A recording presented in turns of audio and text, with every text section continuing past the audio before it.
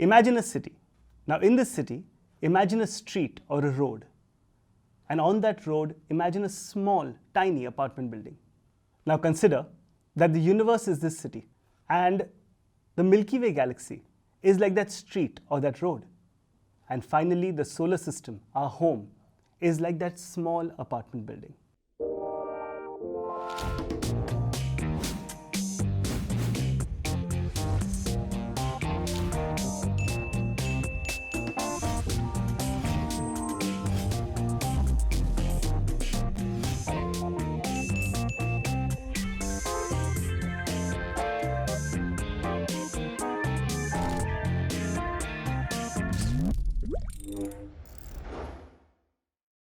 Hi and welcome to Anu Club. My name is Prateek and today we are going to be talking about the solar system. The solar system, that is our home, well, that tiny apartment building, is in this tiny speck over here. Now, that speck is not really that tiny. If you put it under a microscope, you'll see that it consists of billions of things. Asteroids, comets, planets, and even a star. That's right. Our entire solar system is held together by a star, our sun. So first, let's start with what this term means, solar system. So solar comes from the name of the Roman god of the sun, Sol. And the system is basically everything that's around the sun. Thus, solar system. Now let's look at how large the solar system is. So light, which is one of the fastest things known in the universe, takes almost 8 minutes to reach from the sun to the earth. And it takes about a year to reach the outer extremes of the solar system. That's almost 500,000 minutes. That's crazy, right? So how did this vast and complex system come into being in the first place? So let's start with the planets. There is Mercury, Venus, Earth, Mars, Jupiter, Saturn, Uranus and Neptune. Now, besides these planets, there is a whole lot more. Like, for example, between Mars and Jupiter, there is an asteroid belt. Beyond Neptune, there is the trans-Neptunian objects, and then beyond that, the Oort cloud. Don't worry. We'll explain these in detail, but for now, we're just taking attendance. So let's start with the sun. At the center of our solar system is the sun, our star. Now, the sun gives us warmth, gives us light, means enables us to see, and it actually is the reason why there is life in the solar system. It's truly a rock star. Wait, it's made of gas, so gas star? Anyways, whatever name we give it, it's the reason we are all here. It gave birth to the solar system. Now, its journey starts about 4.6 billion years ago. When, well, there was nothing. Way before the dinosaurs, way before anything else. Now, a lot of gases, mainly hydrogen and helium, came together and started swirling. Why hydrogen and helium? That's because they are the two most abundant gases in the universe. Anyways, they started coming together and they started swirling. And while they were swirling, they started reacting with each other and gave off a huge amount of light and heat through that entire process. And that's what stars are.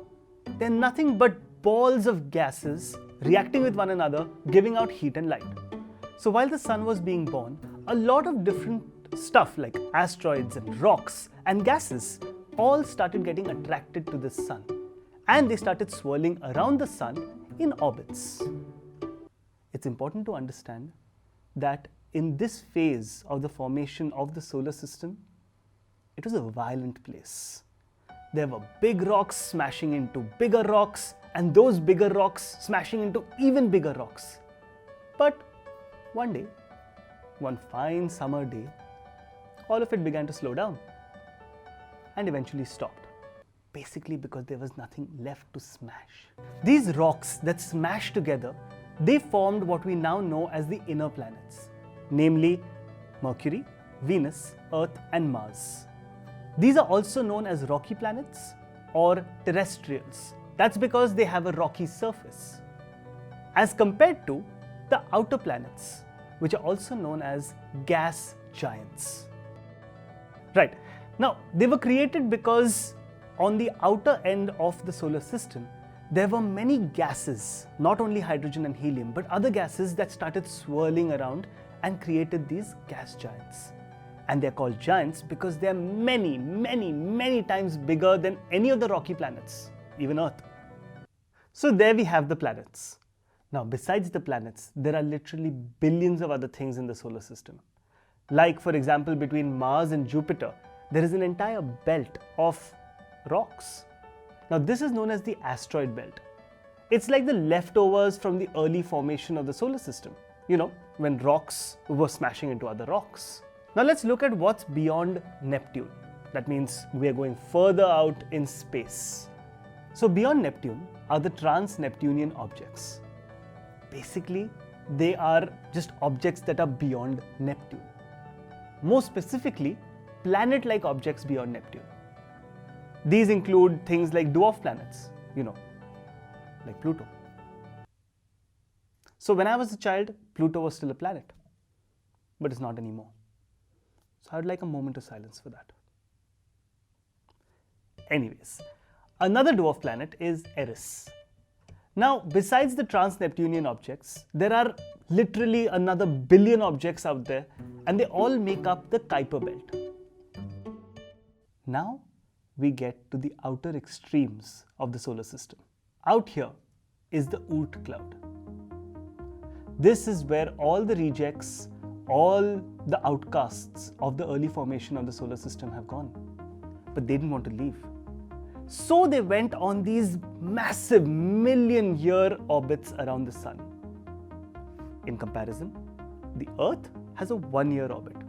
These have a million-year orbits. And sometimes they send a comet to say hi. And maybe one of those comets visited Earth and killed the dinosaurs. They can hold a grudge. And that's our building. Next, let's talk a little bit about our neighborhood. You know, the Milky Way, our galaxy. Just as the Earth takes a full revolution around the Sun, the solar system actually takes a full revolution around the Milky Way. Now, the Earth takes about a year to go around the Sun, while the solar system takes almost 230 million years to take one circle around the Milky Way. Which means that the last time that the solar system was in this spot in the Milky Way, we weren't looking up at the stars. The dinosaurs were. So as we all know, everything that has lived must die. And so will the solar system. About 5 billion years from now, give or take a day or two, the sun will start to expand. As the sun expands, it will start eating up all the planets one by one until it reaches Earth. Phew. Now, hopefully, we would have found a way to leave the Earth and go and settle somewhere else, and mankind will live on. Chances are, we'll all be dead. I hope you had fun at Anu Club. Don't worry. This is not a problem that we are going to have to deal with. It's going to have to be dealt with by our great